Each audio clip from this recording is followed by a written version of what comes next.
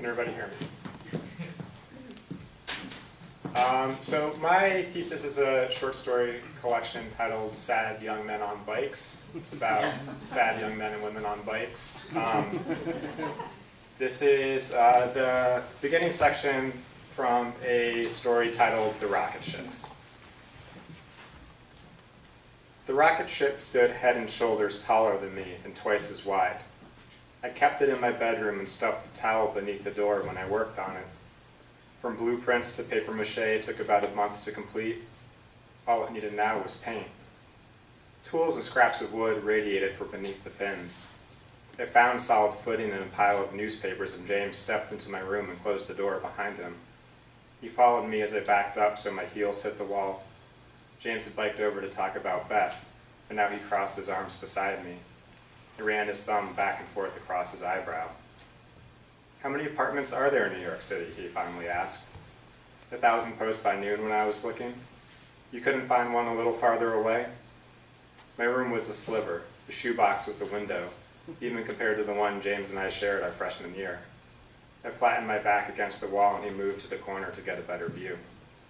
"I need to be close for the rocket ship," I said. "And Beth?" he asked. "It's for her." He untucked his shirt and billowed it to cool off from his ride. I shifted my feet, hoping to hide the bag of fireworks by my leg. We had all finished college the previous spring. Most of our friends went to Chicago, but some of us came to New York. James came to write for a news site. Beth came for med school. I came because Beth came, and New York is where musicians go. Beth and I got a studio together, and a few months of her working at a restaurant, me ringing up customers at a hardware store. But then she started school, and one morning woke up and told me there were lots of opportunities and we shouldn't limit ourselves. We had both signed the lease, and Beth packed a bag and took her books. She said if I was there when she got back, she'd find somewhere else to live. The new place was close enough that I walked when I moved. I had given up on keeping my room clean, and now a thin layer of sawdust coated the floor. As James stepped forward to look at the rocket ship, his feet left zigzagging lines behind him. "I've been meaning to call you," he said. "I've been here." "Doing this?" he asked. "And work," I said. "What about music?" "Not much with the neighbors." 3 feet of velvet covered the opening for the cockpit. A bench spanned the interior, and I climbed inside and took a seat. I let the velvet fall behind me, and sitting there in the gray dark, with my legs folded toward my chest, I felt like I was in one of the forts I'd built as a kid.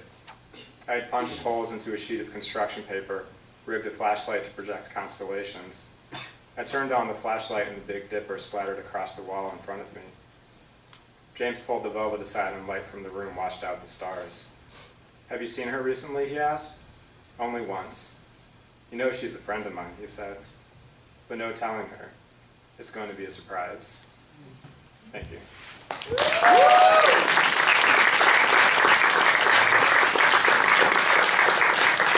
And now I'll welcome Alethea Tusher up here. She is the most fabulous person I know.